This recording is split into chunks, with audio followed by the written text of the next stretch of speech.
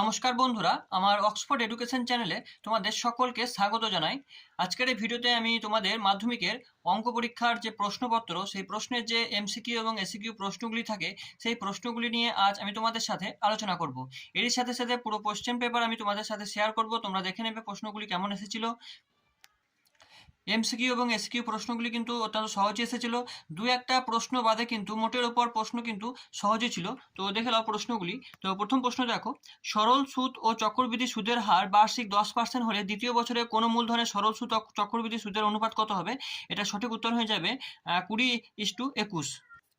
Option A হবে সঠিক উত্তর। তারপরে যে 2 নম্বর প্রশ্নটা আছে, সেই 2 নম্বর প্রশ্নে তোমাদের সঠিক যে অ্যান্সারটা হয়ে যাবে সেটা হচ্ছে অপশন ডি, এ সমান বিসি। ঠিক আছে। পরের প্রশ্ন তোমাদের 3 নম্বরে যে প্রশ্ন আছে, 5 সেমি ও 7 সেমি ব্যাস বিশিষ্ট দুটি বৃত্ত পরস্পরকে অন্তস্থভাবে স্পর্শ করলে তাদের কেন্দ্রদ্বয়ের দূরত্ব কত হবে? এটা হয়ে যাবে 2 সেমি। এরপর আসছে তোমার 4 নম্বর প্রশ্ন। 4 নম্বরের যে প্রশ্নটা আছে, যে মান বলেছে সর্বনিম্ন মান, এটা হয়ে যাবে কিন্তু 0। ঠিক আছে, অপশন এ হবে সঠিক উত্তর। তারপরে আছে ভিত প্রশ্ন। সমান ভূমি বিশিষ্ট একটি নিরেট অর্ধগোলাকার এবং একটি নিরেট চোঙের উচ্চতা সমান হলে তাদের ঘনফলের অনুপাত কত হয়ে যাবে? তো তাদের ঘনফলের অনুপাত হয়ে যাবে বন্ধুরা 2:3। ঠিক আছে। পরের প্রশ্ন দেখো, প্রথম 10টি স্বাভাবিক সংখ্যার গড় এ এবং মধ্যমা এম হলে সম্পর্কটি কি হয়ে যাবে? সম্পর্কটি হয়ে যাবে অপশন ডি হবে সঠিক উত্তর, এ সমান এম। এরপর আসছে তোমাদের যে শূন্যস্থান পূরণ আছে, 2 এর দাগে, সেই শূন্যস্থান পূরণগুলোতে দেখো। তো প্রথমে পি এর মান কত হলে যে সমীকরণটা দেওয়া আছে, দ্বিঘাত সমীকরণ হবে না, এটা কি পি সমান কি হয়ে যাবে? পি সমান হয়ে যাবে 3 হয়ে যাবে। ঠিক আছে। তারপরে 2 নম্বরে যে প্রশ্নটা আছে দেখো, আসল বা মূলধন এবং কোনো নির্দিষ্ট সময়ের চক্রবৃদ্ধি সুদের সমষ্টিকে কি বলা হয়? তো এটা হয়ে যাবে সমূল চক্রবৃদ্ধি। কি বললাম? সমূল চক্রবৃদ্ধি। তারপর 3 নম্বরে যে প্রশ্ন আছে দেখো, দুটি সদৃশ্য ত্রিভুজের অনুরূপ বাহুগুলি তো কি হয়ে যাবে? এটা হয়ে যাবে সমানুপাতি হয়ে যাবে। তারপর 4 নম্বরে যে প্রশ্নটা আছে, সেই 4 নম্বর প্রশ্নের যে মান রয়েছে সেটা হবে তোমাদের 1/2 হয়ে যাবে। তারপর তোমাদের 5 নম্বরের যে প্রশ্নটা আছে, লম্ববৃত্তাকার শঙ্কুর আয়তন ভি, ভূমির ব্যাসার্ধ আর এবং উচ্চতা এইচ হলে এইচ এর মান কত হয়ে যাবে? এইচ এর মান হয়ে যায় বন্ধুরা তোমাদের 3v/√r বড়হাতে আর এর স্কোয়ার হয়ে যাবে। তারপরে 6 নম্বরের যে প্রশ্নটা আছে, ঊর্ধ্বক্রমে সাজাতে বলেছে। তো এই প্রশ্নটা যে সঠিক উত্তরের মান হয়ে যাবে 24 হলে এক্স এর মান কত হয়ে যাবে? এক্স এর মান হয়ে যাবে 22 হয়ে যাবে। এরপর আসছি তোমাদের 3 এর দাগে যে সত্য মিথ্যা প্রশ্নগুলো আছে, সেই প্রশ্নগুলি দেখো। তো প্রথমে যে প্রশ্নটা আছে সেটা হয়ে যাবে বন্ধুরা সত্য হয়ে যাবে। ঠিক আছে। তারপরে 2 নম্বরে যে প্রশ্নটা আছে, 2 নম্বরে যে প্রশ্নটা আছে সেটাও কিন্তু সত্য হয়ে যাবে। তারপর 3 নম্বরে যে প্রশ্ন আছে, কোনো বৃত্তের দুটি জ্যা কেন্দ্র থেকে সমদূরত্ববর্তী হলে তারা অবশ্যই সমান্তরাল হবে, এটা কিন্তু মিথ্যা। তারপর আছে একটি ঘড়ির ঘন্টার কাঁটা 2 ঘন্টায় √6 রেডিয়ান কোণ আবর্তন করে, এটা কিন্তু মিথ্যা হয়ে গেল। তারপরে প্রশ্ন, একই ব্যাসার্ধ বৈশিষ্ট্য নিরেট গোলক ও নিরেট অর্ধগোলকের সমগ্র তলের অনুপাত কত হয়ে যাবে? 2:1, এটাও কিন্তু মিথ্যা।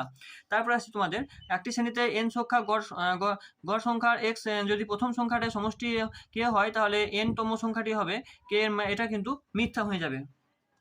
তো প্রশ্নগুলো কিন্তু তোমাদের মোটামুটি খুব সহজেই ছিল, এমসিকিউ এবং এসসিকিউ প্রশ্নগুলি। এবং 2 এর দাগের প্রশ্নগুলো দেখো, এই প্রশ্নটা কিন্তু চলে এসেছে দেখো কমান। 500 টাকার বার্ষিক 10% চক্রবৃদ্ধি সুদের হারে কত বছরে 105 টাকা হয় নির্ণয় করো। এটা খুব ভালো প্রশ্ন, এটাও চলে এসেছে প্রশ্নটা। তারপরে প্রশ্নগুলো তোমরা দেখে নাও। দরকার হলে যদি পরের বছর যারা তোমরা পরীক্ষা দেবে তাদের জন্য এই প্রশ্নগুলো অত্যন্ত গুরুত্বপূর্ণ। তোমরা চাইলে তোমাদের এই প্রশ্নগুলো স্ক্রিনশট নিয়ে নিতে পারো। তো এদিকে আরও আছে 2 এর দাগের প্রশ্ন। তো 2 এর দাগের প্রশ্নগুলো তোমরা দেখে নাও। পর একটা তোমরা চাইলে অবশ্যই স্ক্রিনশট নিয়ে নিতে পারো, কারণ এই প্রশ্নগুলো আগামী বছর তোমরা যারা পরীক্ষা দেবে তাদের জন্য অত্যন্ত গুরুত্বপূর্ণ, কারণ প্রিভিয়াস ইয়ারের প্রশ্ন সবসময়ই গুরুত্বপূর্ণ হয়। তো এই ছিল তোমাদের 2 এর দাগের প্রশ্নগুলি। এরপর তোমাদের 5 নম্বর প্রশ্নটা আছে। 5 নম্বর প্রশ্ন দেখো, প্রথম প্রশ্নটা কিন্তু খুব ভালো এসছে। তো এই প্রশ্নটাও এসছে, এবং 2 নম্বর যে প্রশ্নটাও সেটা কিন্তু খুব কমনের মধ্যে চলে এসছে এই প্রশ্নটা। আশা করি অধিকাংশ ছাত্রই তোমরা এই প্রশ্নটা করতে পেরেছো এই প্রশ্ন দুটোর মধ্যে। তারপর আসছে তোমাদের 6 দাগের প্রশ্ন দেখো। 6 দাগের প্রশ্ন কিন্তু খুব ভালো এসেছে। 6 দাগের দুটো প্রশ্ন আছে। এরপর আসছি 7 দাগের দুটো প্রশ্ন আছে। এরপর 8 দাগের প্রশ্ন তোমরা চাইলে অবশ্যই স্ক্রিনশট নিতে পারো। এরপর আসছি তোমাদের 9 দাগের প্রশ্নগুলি। এরপর 10 দাগের প্রশ্ন। তো তোমরা দেখতে পাচ্ছ 2002 এর প্রশ্ন। এরপর 11 দাগের প্রশ্ন দুটো দিয়েছে। তো জ্যামিতি থেকে দিয়েছে সম্পাদ্য, খুব ভালো এসেছে সম্পাদ্য দুটো। তারপর 12 দাগের প্রশ্ন দেখতে পাচ্ছ তোমরা। এরপর আসছি তোমাদের 13 দাগের প্রশ্ন ক্ষেত্রে। এদিকে আছে 14 দাগের প্রশ্ন, এদিকে আছে 14 দাগের 3টে প্রশ্ন আছে, দেখে নাও। এরপর আসছি 15 দাগের প্রশ্ন ক্ষেত্রে।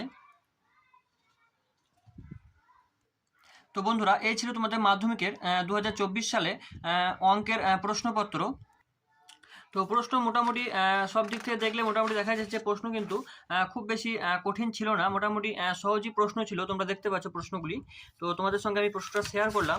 তো এইভাবে আর তোমাদের যে দুটো পরীক্ষা আছে, life science and physical science, এই প্রশ্ন দুটোরও কিন্তু এমসিকিউ এবং এসিকিউ সমাধান আমি আমার চ্যানেলে করে তোমাদেরকে আপলোড করে দেবো। তো তাই বলছি, চ্যানেলটাকে অবশ্যই সাবস্ক্রাইব করে নাও। সাবস্ক্রাইব করে পাশে থাকা বেল আইকনটি ক্লিক করে অল নোটিফিকেশন অন করে রাখো। কারণ আর ভিডিওটাকে যদি ভালো লাগে অবশ্যই একটা লাইক করে দিও, আর বন্ধুদের মধ্যে প্রচুর পরিমাণে শেয়ার করে দিও। আর তোমরা সবাই ভালো থেকো, সুস্থ থেকো, সাবধানে থেকো। Thank you so much.